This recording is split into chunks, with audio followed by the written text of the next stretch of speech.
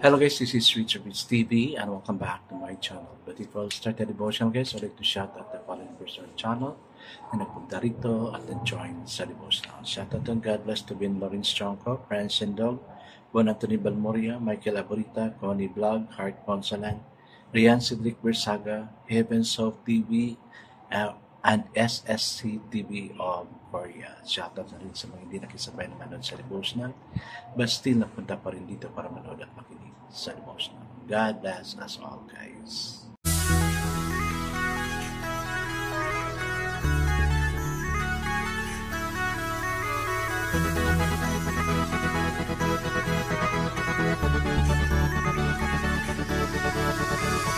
TV, where you heard it, number one is on the top. Good advice is they'll never stop. TV, where you heard it, number one is on the top.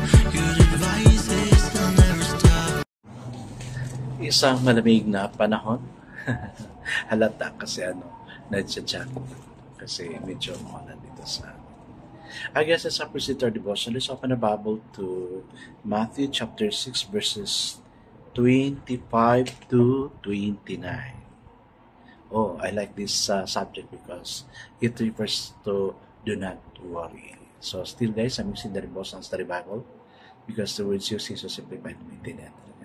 Okay, the word of the Lord in Matthew chapter 6 verse 25 to 29 says, "Therefore I tell you, do not worry about your life, what you will eat or drink, or about your body, what you will wear.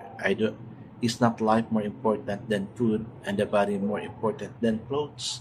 Look at the birds of the air. They do not sow or reap or store away in barns, and yet your heavenly Father feeds them. Are you not much more valuable than they? Who of you, by worrying, can add a single hour to his life?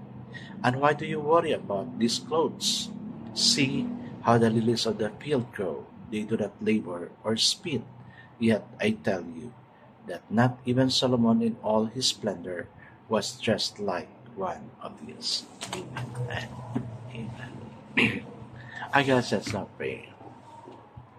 Yes, Father God, many times we cannot control ourselves from worry because of the needs we have, particularly when bills are coming out of our God. Lord, sometimes we get panic on where to get the resources, Lord God, in order to pay the bills. Lord, I pray for your leading. You are the source of everything. You own everything here on earth, and we're just asking you money, Lord God, in order for us to be financially free, Lord God, financially unburdened, Lord God. Lord, there are people who are trusting us, Lord God, for their needs also. That's why, Lord, we pray for your leading unto us. You are Jehovah Jireh, Lord God. You are Philippians 4:19, and you say, so Lord God, that my God will supply all your needs according to his riches and glory. Lord, we claim it, Lord God. Lord, we have needs, and we cannot assure that we don't worry, Lord God, because people are trusting us, Lord God, to have this. We don't also want to get stuck with utangs, Lord God. That's why, Lord, provide us, Lord God. Provide us, Lord. We plead unto you. Thank you, Lord God, for all those who are here, who sacrifice themselves, Lord God, who make time with you by just listening unto you. Lord, may we learn something out of this devotional this evening. Bless us all, bless our needs, bless the family we're representing. In Jesus' name we pray. Amen and amen. The focus verse for this evening, guys, is found in Matthew chapter 6, verse 25, and it says, "I say to you, do not worry about your life." Amen. Thank you, Lord. We will not worry about our life. So, the title of our devotion for this evening, guys, is Strangling the Soul. Worry is thinking turned toxic. The imagination picturing the worst. The word worry comes from the root to choke or strangle. Worry does choke and strangle and creative capacity to think, hope, and dream. It twists the joy out of life. Worry changes nothing except the warrior. It becomes a habit. Oo nga naman. Di talaga natin mapigilan maski sa pagtutulog natin. Minsan we cannot sleep because we always think of those bills we have, mga bayarin, mga kailangan ng mga anak natin and even we ourselves.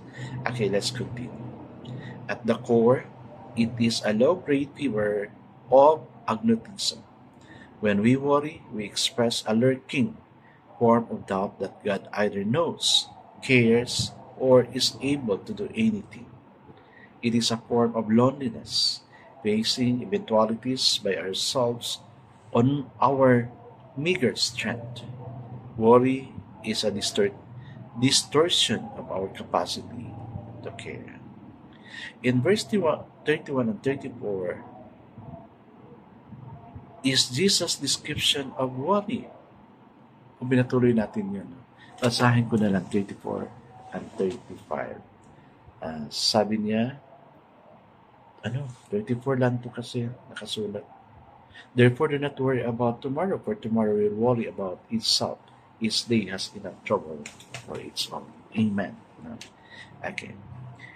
Jesus' description of worry of his diagnosis of what to do about. 3 sources of worry are enumerated: what we eat, drink, and wear. Okay. Jesus does an amazing things in the passage.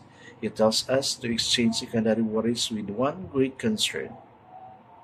He shows us the anxiety which can cure anxiety.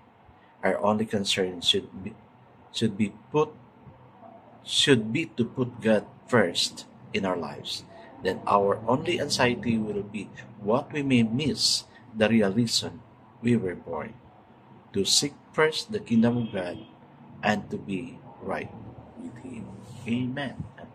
Yes guys, parang dito lang tayo nag-worry talaga. Eat, drink, and wear. Pero at this time parang for me, on my side, I do not worry about what I eat because I eat what is available and I do not even eat during dinner. So drink, well, I'm so contented with water, but sometimes we thirst of something. And then, what to wear? Ito, may testimony ako niya. Desire lang to parang want lang ba? It's not a need but a want. I'm supposed to go to the mall and buy pants, and then my auntie just called up. Sabi niya, oh, you come to our place because it's the birthday of your cousin.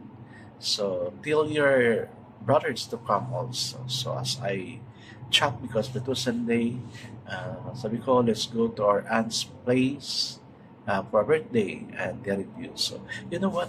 I did not only receive food, pinabaunan pa ako. Pinakain ako, pinabaunan pa ako, and one thing more. I also received things, blessing, shoes, jacket, itong ginamit ko. This is already a blessing from the sponsor I have in America. 2 pants, polo. So that's why guys, ako, I don't worry much about what to wear because there are people whom God touched to really provide all my needs, particularly sa mga ginagamit ko, sa mga ganito. Sa food naman, I have my craving about food, but parang kontento lang ako what is available. Guys, I know kung ano yung craving mo. It's finances. Because without money, you cannot really buy things. Kaya let's keep on praying about money to come for us. God is the source of everything. Sabi ko kanina sa prayer ko, He is our Philippians 4:19, and may God will supply all my needs according to His riches and glory.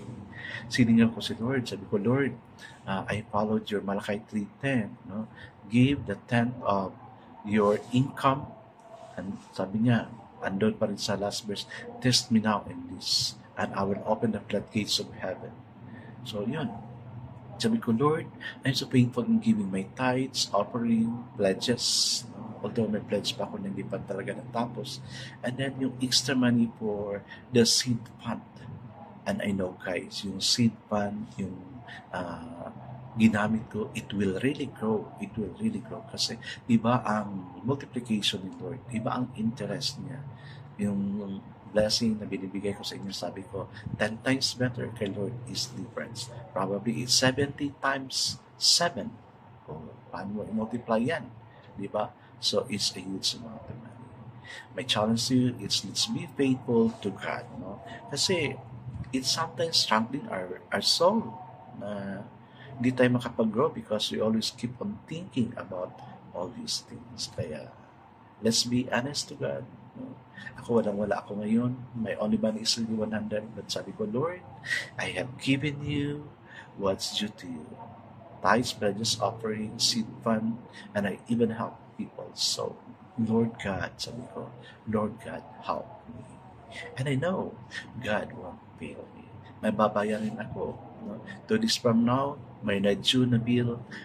Then, 4 days from now, may na-due na naman na bill. Sabi ko, Lord, ikaw nang bahala. Grab your resources, Lord. And God's ways is better than our ways. And I'm also praying for something. And I know, and I'm very confident that God will really give this to me. I guess let's not pray. Father God, worry is interest paid on the trouble before it becomes due.